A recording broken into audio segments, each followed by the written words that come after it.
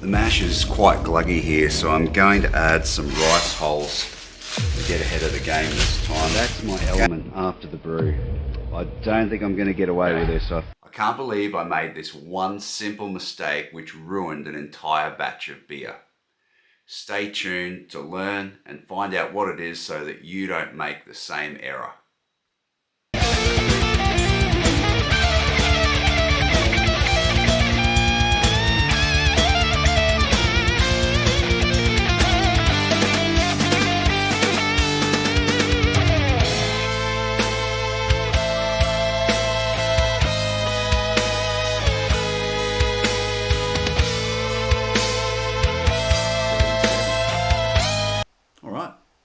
Let's brew some beer.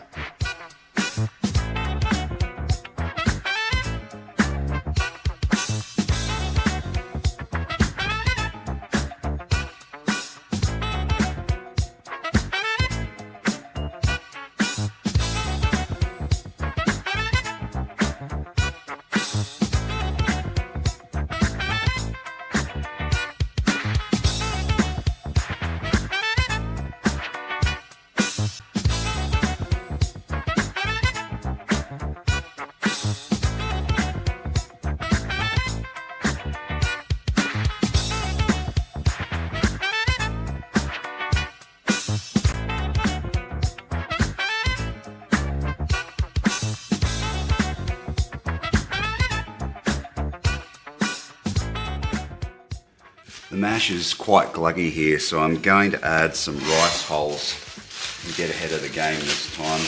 Again, maybe I milled my grain a little too fine, so in they go. This will help break up the starches and allow the grain bed to drain a little bit better. Once we mix that in, we should. In the end, I also added another 2 litres of strike water to my mash tun to loosen this mash up so it's not so thick. And then I realized where I went wrong. Equipment imported. I haven't set my equipment profile correctly. I've got 23 litres of batch volume and a pre-boil volume of 23 litres, even though it's going to be an hour boil. So it's not allowed for any dead space in my mash tun. The equipment doesn't allow for any boil off. So straight away I'm going to be about 4-5 litres short of strike water in my final recipe. And this is part of the problem with the mash. I think this water profile has underestimated the strike water I've needed, which has given me a very thick mash. Anyway, I've had to work that out and adjust that on the run. Let this be a lesson to you.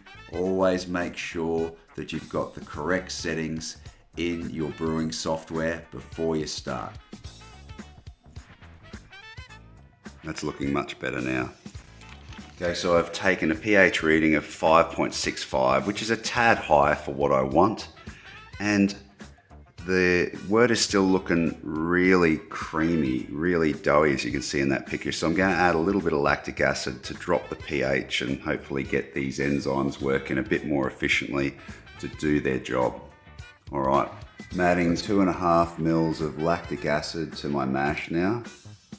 Not really sure how to calculate this. If anyone does, drop me a comment in the comment section. Let me know a great way to work out how much lactic acid you need to add to your mash. Let me know if you've got a system or a calculation that works for you. Okay, so the pH has dropped after that lactic acid addition. We're down to about 5.5 or maybe a little bit lower than that. The mash is starting to loosen a little bit more, and it's also starting to look a bit clearer, not so starchy.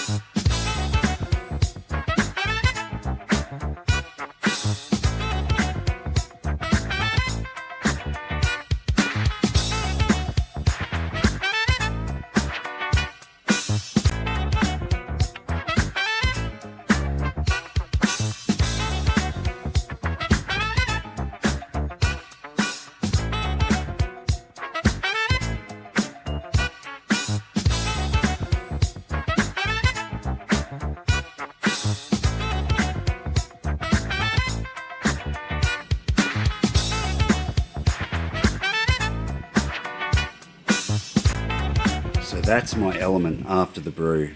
I don't think I'm going to get away with this. I think that's going to give some burnt toasty flavour in the finished beer. But anyway, we'll send it and see how we go. By the way, I think this happens because of starches. Remember at the start of the mash we had this, we weren't getting conversion for whatever reason there was. Maybe my temperature probes weren't accurate. I thought it might be, it started to go a bit better once we got into the pH range, but that starch seems to sit on the bottom on the element and it gets scorched later in the boil. So I think that's what's caused that. I think it's going to come through in the finished beer. Time will tell. G'day brewers, I'm back and here is the finished beer. All carbonated, and look at that colour. It's got that nice sort of yellow honey colour, maybe with hints of amber in there. The other thing I notice about the appearance of this beer is the head retention. This beer has great head retention, and I haven't added anything in there to help that. The main thing that I think has helped that along is probably the chit malt. There's 3% chit malt in the Hoppy Days Super Blend, so I think that makes a big difference to this head retention because it's remarkably good, especially compared to other beers I've made that haven't had that in it.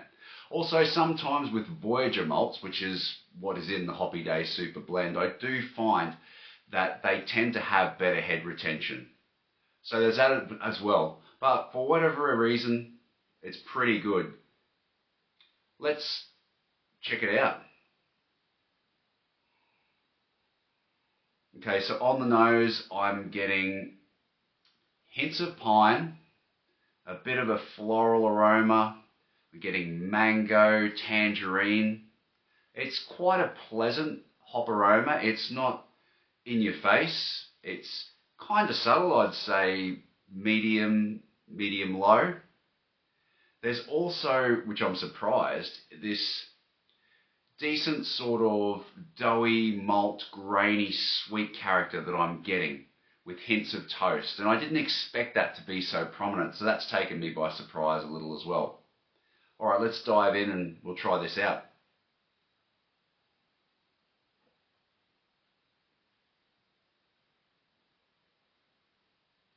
So I'm impressed again with the malt backbone.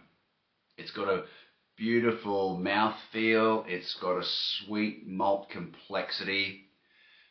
What we get is more a grainy sweetness and then hints of toast. I'd probably say, hey everyone, just a quick editorial note. When I did this tasting, I'd actually forgotten about the burnt element, and that was probably good because I didn't have that in my mind when I was tasting the finished beer. But you'll notice here I did get this burnt toast thing in the back on the bottom of the palate. It's not as bad as I'd feared, but it's certainly there, and I wish it wasn't. Anyway, Simon, back to the notes. I'd probably say best describe it, and it provides a real nice backbone for the hops to shine. The hop flavour,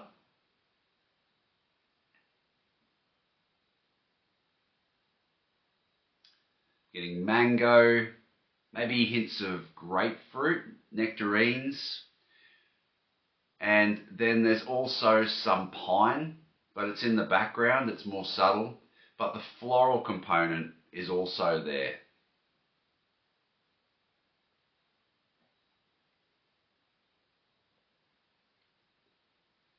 As I said, the body's pretty good, the malt sweetness is on point, the bitterness is there. It's a bit of a firm bitterness, but it's not over the top. We're not straying into IPA territory by any means, but it just finishes dry and leaves you with that impression of bitterness in the aftertaste. Overall, I'm pretty happy with this, and I'd recommend it if you want to give it a go yourself. Try the Hoppy Days Super Blend. But before you do, check out this video, which discusses how to package your beer to keep that hop goodness fresher for longer.